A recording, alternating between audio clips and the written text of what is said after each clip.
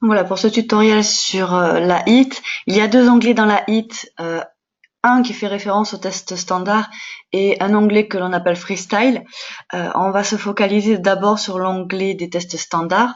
Donc là, dans le cadre des webinars à la découverte d'AutoSuite, on va rester très superficiel, c'est surtout sur l'utilisation d'AutoSuite, savoir où cliquer, aller chercher les informations. On n'ira pas en détail dans comment je fais mes tests standards ou comment je réalise mes tests personnalisés sur leur signification, etc. D'accord? Donc là, je suis directement sur AutoSuite. Donc quand vous allez dans Navigateur, vous venez cliquer sur Test standard. Vous arrivez sur cette page-ci. Vous voyez que ici, en l'occurrence, contrairement aux autres modules, vous ne pouvez pas cliquer sur panneau de commande. Effectivement, dans l'onglet test standard, il n'y a pas de panneau de commande. Les tests sont déjà prédéfinis et vous n'avez qu'à les dérouler tout en faisant attention à certaines précautions par rapport à la mise en mode de test des appareils. Je vais quand même vous refaire une petite piqûre de rappel sur les modes des appareils auditifs pour effectuer chacun des tests suivants. Vérifiez bien que votre HIT est bien connecté. Si c'est rouge, elle n'est pas connectée. Si c'est vert, elle est bien connectée. Ici, on est en lecture seule, c'est-à-dire que si j'avais des tests précédemment enregistrés, je les aurais affichés ici. Donc, vous voyez ici, tous mes tests sont barrés. Je peux pas je peux rien faire. Il vous faut alors cliquer tout simplement ici, menu déroulant, et cliquez sur Nouveau HIT et je vais pouvoir lancer. Si vous voulez que la gauche ou la droite, vous choisissez l'un ou l'autre. Ici, c'est si vous ouvrez une ancienne session via l'historique de Noah, vous aurez les anciennes courbes. Et en cliquant ici, vous pourrez comparer les courbes de l'ancienne session avec les nouvelles mesures que vous faites aujourd'hui. Je vous rappelle que la vue binaurale n'est pas possible sur l'onglet standard ni freestyle d'ailleurs de la HIT. Et ce qui est logique puisque vous mettez un appareil à la fois dans la chaîne de mesure, donc soit le gauche, soit le droit. N'oubliez pas, très important, de sélectionner l'oreille ici. C'est ce qui fera d'ailleurs dans vos comptes rendus que vous aurez un compte rendu pour l'oreille droite ou un compte rendu pour l'oreille gauche. D'accord? Donc très important. Même si vous avez fait ici nouveau HIT oreille gauche, ce qui va prévaloir sur vos rapports, c'est ici, la sélection de l'oreille à mesurer. D'accord? Donc là, je suis sur l'oreille droite. Si toujours pareil, vous écrivez vos commentaires dans les rapports. Ici, vous avez accès à l'outil Options. La seule option que vous pouvez avoir à modifier dans les tests standards, ça va être ici, le type de norme. Vous savez, si c'est pas le cas, je vous le rappelle, quand on fait des tests standards, on compare ce qui est comparable, c'est-à-dire l'état de l'appareil à un temps T, comparé à son état d'origine. Son état d'origine, soit vous avez pris la peine de faire ces mesures-là dès que l'appareil est arrivé, d'accord, avant d'injecter des réglages, avant de l'adapter, soit vous vous référez à la fiche technique délivrée par le fabricant. Donc, si c'est des contours ou des rigs, vous les trouvez dans la quasi-totalité des logiciels directement, d'accord? Soit si c'est un intra-auriculaire, comme il y a certaines particularités acoustiques dues au fait de la personnalisation, à ce moment-là, vous les retrouvez sur la fiche technique qui est envoyée avec l'intra-auriculaire. Donc, pensez peut-être à la scanner, à la photographier, à la enregistrer ou à la sauvegarder, cette fiche technique des intras. Ça peut vous permettre de détecter quelques pannes avant d'envoyer systématiquement en réparation. Donc, vous choisissez la norme IEC ou ANSI. Ces normes sont mises à jour. Alors, évidemment, en Europe, c'est IEC. Ceci dit, par exemple, le premier exemple qui me vient, c'est Phonak. Les fiches techniques ne sont données que sur les normes ANSI. C'est pas grave. Le tout, c'est comparer les mêmes choses. Voilà. Donc, vous savez que c'est ici que vous changerez la norme. Rien de plus. Le reste, c'est des choses que vous n'avez pas besoin de modifier. Alors, juste je reviens sur les options pour les plus curieux d'entre vous. Ceci dit, vous pouvez trouver les détails des tests, hein, le niveau d'entrée, etc. Ici. Vous voyez, vous déroulez et au moins vous savez à quel niveau, par exemple, le niveau de signal est émis, à quelle fréquence ça démarre et à quelle fréquence ça s'arrête, le nombre de points par octave, voilà, pour chaque système. Donc voilà, ça peut être intéressant de voir, par exemple, pour distorsion harmonique, à quel niveau sonore c'est délivré, sachant que les normes ne demandent qu'à tester le 500, le 800 et le 1600. Normalement, on ne teste pas la distorsion harmonique au-delà de la moitié de la bande passante. Donc si votre bande passante c'est 250 8000, vous n'irez pas au-delà à peu près du 4000, grosso modo. D'accord? Ok. Donc là, dans les tests standards, de toute façon, vous laissez les choses telles qu'elles sont. Vous ne modifiez rien, puisqu'il vous faudra comparer à la fiche technique ou à l'état original même de l'appareil. Pardon. Ok. Ensuite, donc je vais faire mon nouveau hit et voyez que là, effectivement, j'ai tout débloqué. Les cases sont cochées. Vous pouvez aussi choisir par défaut ce que vous voulez faire comme test. La plupart du temps, ces tests-là ne sont pas réalisés, notamment parce qu'en termes d'interprétation sur les nouveaux appareils, c'est pas toujours simple, à part pour la boucle magnétique. Voilà, choisir cette séquence-là. Moi, je vous conseille plutôt de faire comme ceci. Hop. De faire un premier test préenregistré avec l'OSPL et le FOG, parce qu'ils vont se passer dans un mode test particulier qui est le gain maximum, alors que la suite des tests va se passer dans un autre mode test qui va être le gain de référence. Je vous montre une petite fiche de rappel qui vous permettra de vous rappeler dans quel mode vous devez mettre votre appareil. Voilà. Bon, donc pour le OSPL, le gain max et le full on gain, le FOG, il faut passer l'appareil sur le gain maximum. Pour le RTH-GTR, le THD, c'est les distorsions harmoniques. Ici, c'est le gain de référence. Le bruit de fond et la consommation de la pile, vous mettrez l'appareil en mode RTS ou gain de référence. Ça dépend des logiciels, la nomination n'est pas toujours la même. Normalement, la consommation de la pile ne devrait pas se faire avant d'avoir fait le gain de référence. Hein, donc le GTR ou même la distorsion harmonique, je vous montrerai le petit système après. Donc vous avez ce petit tableau derrière, voilà.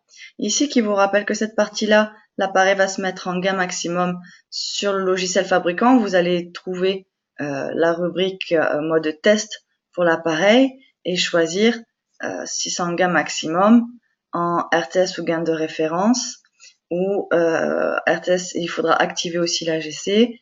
Ici, ça sera en gain de référence aussi, mais il faudra enclencher la bobine magnétique. Même chose, mais ici c'est en gain maximum plus bobine magnétique. Ici, c'est aussi en gain de référence. C'est en gain de référence, mais il faut activer la directionnalité. Je fais un petit bémol parce que selon les logiciels, je pense à Videx par exemple, vous ne pouvez pas délibérément vous mettre sur ces modes-là. Pour des raisons X ou Y, si vous appelez vos fournisseurs, vos fabricants, ils vous l'expliqueront, d'accord?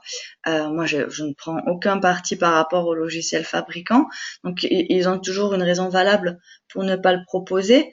Mais en tout cas, pour la majorité des logiciels fabricants, vous aurez accès à ces différents modes.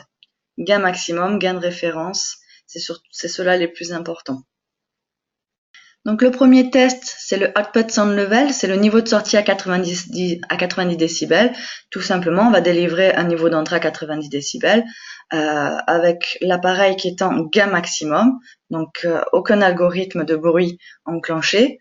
Et on va du coup regarder si les valeurs qu'on obtient sur le tableau ici, et également sous forme de courbe comme ceci, correspondent à des valeurs. Par exemple, là j'ai fait le test avec un Resound, un Lynx avec un écouteur LP.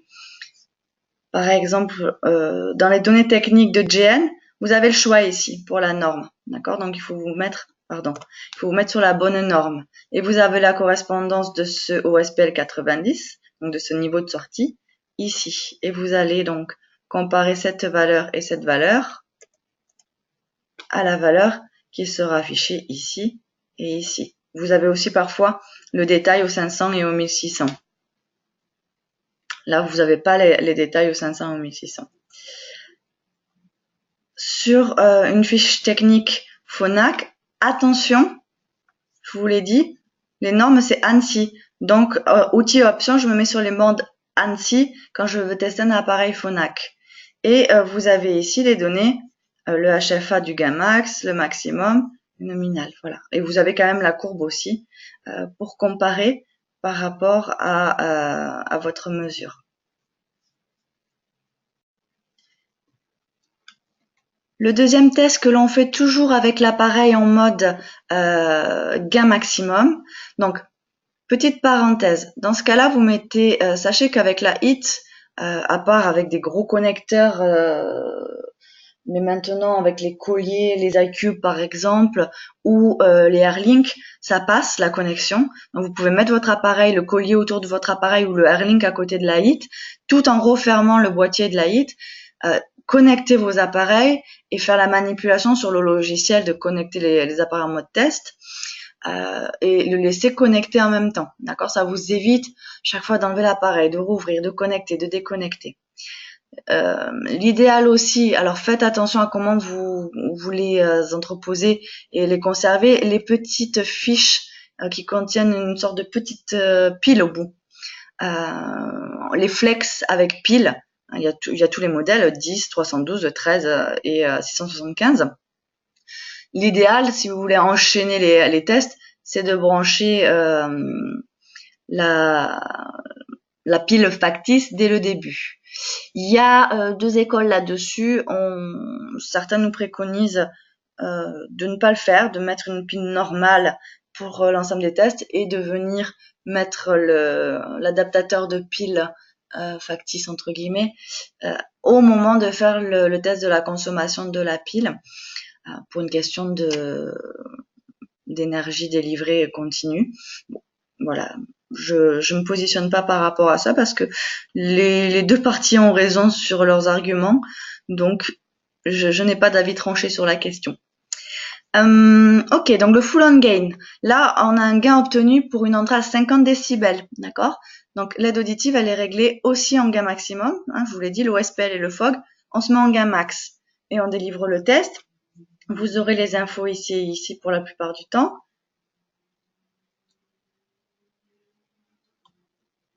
Ici, par exemple, c'est cette courbe-là qui va s'afficher, d'accord? Vous aurez les réponses ici et vous les comparez. Par exemple, chez GN pour le Reason Links LP, vous les comparez sur ces lignes-là. Sur la fiche technique de Phonak, c'est cette partie-là de la fiche technique où vous aurez les réponses ici pour le full on gain, d'accord, c'est en rouge. Il y a deux informations sur ce graphique-là. En rouge, c'est le full on gain. On verra le RTS, c'est après. Ok? Donc, je reviens sur AutoSuite.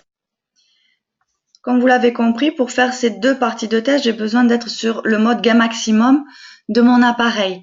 Donc, ce que je peux faire, c'est cocher ça et aller créer un test préenregistré en cliquant sur Options, la petite disquette ici, OK, et je vais mettre, par exemple, test en gain max. Si vous voulez rajouter OSPL et FOG, par exemple, ça va vraiment vous nommer, voilà, par exemple, ok, et ok. Et du coup, là, je peux lancer directement la série. Et il va me faire ce test-là et ce test-là, d'accord? Hop, je décoche ici. Maintenant, je peux passer sur l'autre série de tests. Alors, celui-ci, celui-ci, celui-ci et celui-ci se font avec l'appareil en mode gain de référence. D'accord? Donc, je retourne sur mon logiciel fabricant et je vais passer mon appareil en gain de référence. Alors, le gain de référence, c'est tout simplement l'appareil qui est mis sur un gain linéaire, excusez-moi, un gain linéaire à 60 décibels. D'accord? Donc, c'est pas sorcier, mais au moins, on compare les appareils toujours dans un même état de gain. Et en l'occurrence, c'est un gain linéaire à 60 décibels. Donc, un des premiers tests, vous avez le RTS 60, c'est ce qu'on appelle le Reference Test Setting. L'aide auditive, donc, elle est en mode linéaire avec un niveau d'entrée à 60 décibels. La fréquence qui a le niveau le plus faible, c'est le minimum, ou le plus élevé, le maximum, sur la courbe de réponse en Hertz. D'accord? Donc, vous avez deux réponses sur les tests standards. Et ensuite, qui s'enchaîne, vous avez le GTR avec le gain HFA. L'aide auditive est en mode linéaire aussi et sur un niveau d'entrée à 60 dB. Et là, c'est le gain de vous voyez, c'est un gain en dB, d'accord? Donc là, c'est une fréquence qu'on va vous donner et ici, c'est un gain. Et toujours pareil, vous allez tout simplement, alors vous avez une courbe hein, quand vous faites ceci qui s'affiche ici. Mais ce que je veux vous montrer, vous avez les valeurs en Hertz qui s'affichent ici et le gain ici, et vous allez les comparer, par exemple pour le Lynx ici, et pour un appareil Phonak, ce que je vous disais tout à l'heure, ici. D'accord? C'est pas toujours facile hein, de trouver qui correspond à quoi sur les fiches techniques, mais n'hésitez pas à appeler vos fabricants pour qu'ils vous l'indiquent. Alors avant de passer sur les distorsions harmoniques, je vais revenir sur AutoSuite. Voilà. Je veux simplement vous montrer si par exemple, je clique individuellement, au début vous allez avoir toujours un petit onglet qui s'affiche pour vous redire dans quel type de configuration l'appareil doit être. Il vous donne les détails, d'accord? Mais en principe, sur le logiciel fabricant, à partir du moment où vous mettez en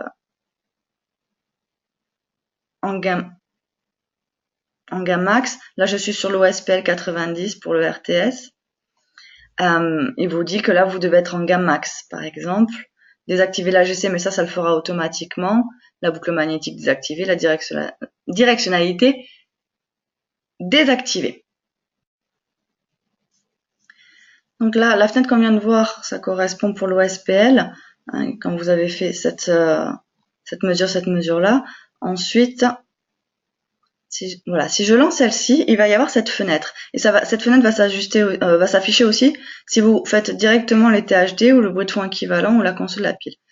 Pas la console de la pile, justement.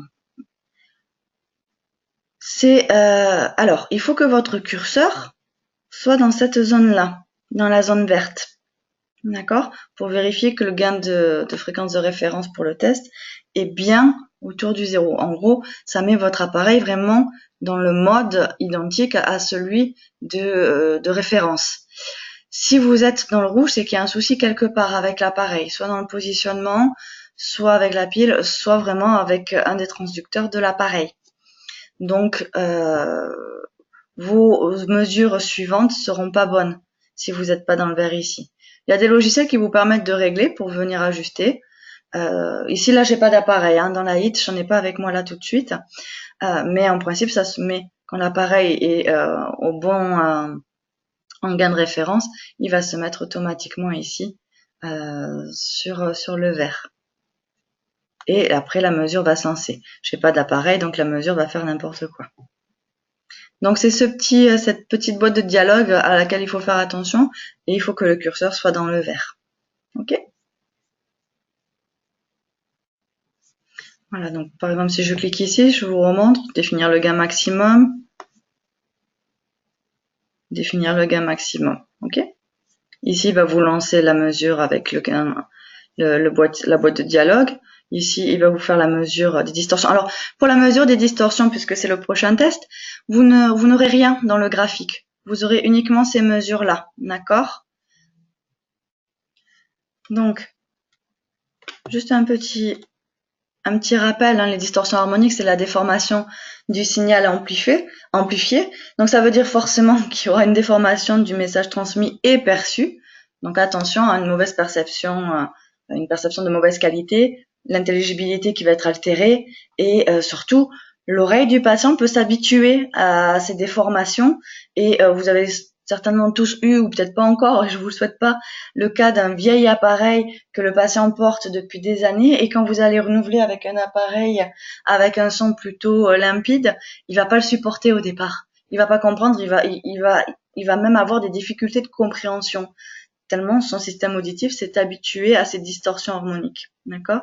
Donc, les causes, hein, souvent, c'est alors soit vous avez fait des réglages qui mettent l'aide auditive à ses limites d'utilisation, donc ça veut dire que peut-être l'appareil est pas assez puissant par rapport au réglage sollicité, ou des fois ça peut être simplement votre niveau à 80 qui vient être rogné par votre MPO. Et du coup, les deux viennent se squeezer entre guillemets et créer des distorsions, d'accord? Donc pensez à décoller votre courbe de niveau 80 de votre courbe de MPO pour éviter une création de distorsions intempestives. Et effectivement, l'usure, le mauvais fonctionnement du système, soit le micro, soit l'amplificateur, soit l'écouteur, soit les trois, soit deux d'entre eux. Voilà, ça dépend le combo magique. Ensuite, donc comme je vous l'ai dit, hein, vous l'aurez ici les informations pour le 500, le 800 et le 1600. Et vous trouvez pareil les informations, par exemple pour le réseau ici, distorsion harmonique totale, et vous avez les valeurs max ou les valeurs normales à trouver. Et par exemple pour une fiche technique de Phonak, vous les retrouvez comme ceci. D'accord? Autre information intéressante, votre appareil est toujours en gain de référence. C'est le bruit de fond équivalent, le bruit de fonctionnement de l'appareil. En principe, il ne doit pas dépasser les 30 décibels, ça c'est une donnée moyenne.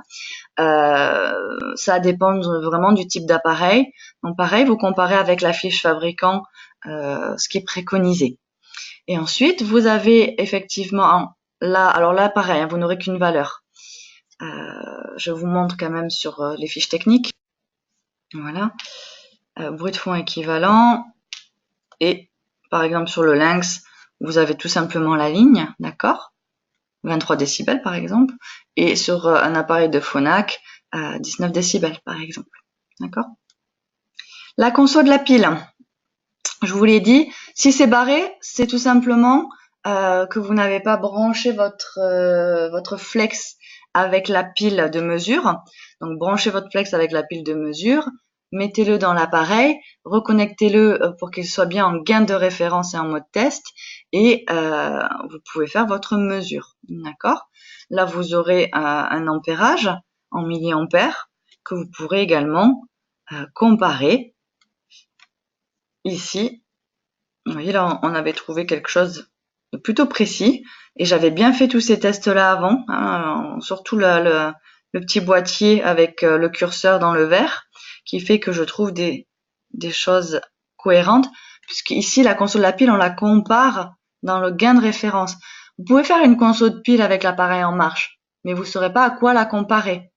D'accord? Parce que selon les algorithmes que vous allez avoir mis en marche, même si vous me dites, je fais la mesure quand je mets l'appareil à mon patient au départ et je refais la mesure 6 mois plus tard, dans les 6 mois, vous avez certainement modifié des réglages. Vous avez peut-être activé de façon plus optimale les réducteurs de bruit. Tout ça, ça peut venir influencer la consommation de la pile. Donc, vous ne comparez pas deux états identiques. Donc, vous ne pouvez pas comparer les valeurs réellement. Après, évidemment, vous vous doutez qu'il faut rester dans des normes qui sont pas loin de ce genre de milliampères, hein, de ce niveau de milliampères. Si vous vous retrouvez avec des 30 milliampères, effectivement, même si vous n'avez pas fait les tests avant, vous vous doutez bien qu'il y a une surconsommation. Mais ici, si je veux suivre le protocole des tests standards tel qu'il doit être effectué, il faut faire le gain de référence avant pour pouvoir avoir la consommation de la batterie dans le même état que sur la fiche technique. Donc sur le lynx par exemple. Et ou vous le retrouvez ici en fonctionnement sur une fiche technique Phonak. OK. Là, je reviens sur AutoSuite. Pardon, j'ai cliqué avant d'afficher l'écran. Si je clique ici temps d'attaque à demi, temps de décharge. Bon, les temps d'attaque et de décharge, hein, vous les connaissez. C'est le temps que met l'appareil à rentrer en compression lors d'un signal, d'accord, qui dépasse un certain niveau sonore. Ici, par exemple, pour le 2000 Hz. Il vous dit ici d'ajuster l'aide auditive. Alors, il faut laisser l'aide auditive en gain de référence et normalement pouvoir activer que l'AGC en plus. Sur les logiciels fabricants, vous n'avez pas accès à ce mode-là partout. Tous ne vous le permettent pas. Donc la plupart du temps, vous ne pouvez pas faire cette mesure dans les conditions dans lesquelles elles ont été établies il y a presque une bonne décennie maintenant. Donc soyez pas étonnés de ne pas pouvoir tout comparer selon le type d'appareil. Ce qui est le cas aujourd'hui, ça l'était pas sur les premiers appareils, hein, vous pouviez tout décortiquer exactement de la même façon que la fiche standard. Aujourd'hui, ça l'est plus. Donc, si vous pouvez, selon le logiciel que vous utilisez, fabricant, gain de référence et activer l'AGC, d'accord? Et à ce moment-là, vous pouvez faire la mesure. Alors, je ne sais pas si vous entendez les signaux. Je coupe. Même chose. Alors, ici, alors d'ailleurs, pour ce temps d'attaque et de décharge, je vous montre sur les fiches techniques. Voilà. Par exemple, chez GN, j'ai pas l'information, d'accord? Elle n'existe pas dans la fiche technique. Vous l'avez quand même, le temps de réponse et de retour, vous l'avez chez Phonak. Ok? Ici, le point le point d'articulation entre le niveau d'entrée et le niveau de sortie, c'est quand vous vous mettez en visualisation de niveau de sortie. C'est ce graphique ici. Alors, je repasse sur AutoSuite. Voilà, sur AutoSuite, vous l'avez ici. Et si je viens cliquer là, il lance la mesure directement. Je l'ai pas laissé puisque j'ai pas d'appareil. Vous êtes dans le même mode que pour le temps d'attaque, hein, c'est-à-dire gain de référence plus AGC enclenché. Et alors, donc par exemple ici, hein, vous avez le point d'enclenchement, le point d'articulation, 54 décibels. Vous n'avez pas l'information qui est fournie hein, sur la fiche Resound. Vous l'avez sur une fiche Phonak, par exemple, d'accord. Le point d'enclenchement qui est lu par exemple ici était à 71 pour le gain de référence. Okay. Ici, vous êtes en gain de référence et avec la boucle magnétique enclenchée pour les deux premières lignes uniquement, d'accord. Pour la troisième ligne, c'est gain max et boucle magnétique enclenchée. Donc,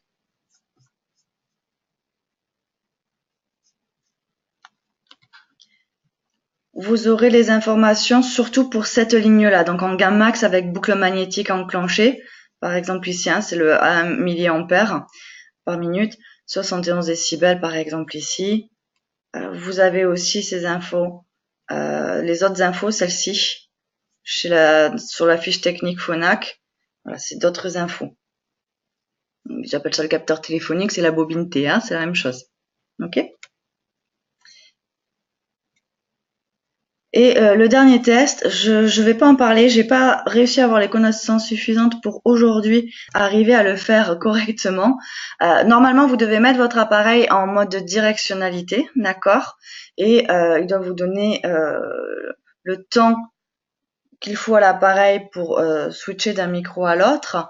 Là, ça utilise le haut-parleur avant et arrière de la HIT. Mais vous n'avez pas de données comparatives sur les fiches fabricants. Donc, vous ne pouvez pas comparer grand-chose. Donc, tant que pour l'instant, c'est encore obscur, je ne vais pas vous donner des informations que je n'ai pas. Si je les ai un jour, évidemment, je referai un point là-dessus. Voilà, alors je retourne sur AutoSuite. On a vu tous les tests standards. On a vu ici, par exemple, moi là je suis en IEC. On a vu que c'est ici que je peux changer ma norme pour comparer. Et on se souvient maintenant qu'il faut comparer ce qui est comparable et comment je crée mon test préenregistré. Par exemple, ici, je vais terminer comme ceci en créant mon test préenregistré pour les tests en gain de référence. D'accord? Voilà, comme ça, j'ai ma série. Voilà. On a tout vu pour les tests standards. Je vous laisse la parole pour les questions. La prochaine fois, on ira décortiquer le freestyle pour voir un petit peu ce qu'on peut en faire et surtout comment on en fait quelque chose avec AutoSuite. Voilà, je vous remercie pour votre attention et je vais rouvrir vos micros et la fenêtre de chat. Avant ça, simplement, je vous rappelle que vous pouvez retrouver certaines informations et certaines vidéos sur Autometrix France de la page Facebook. Et sur autometrix.fr, vous retrouvez l'ensemble des webinars, avec un petit délai de latence évidemment, sur autometrix.fr, rubrique connaissances ou formation, et sous rubrique webinar. D'accord? Voilà, je vous remercie et c'est à vous.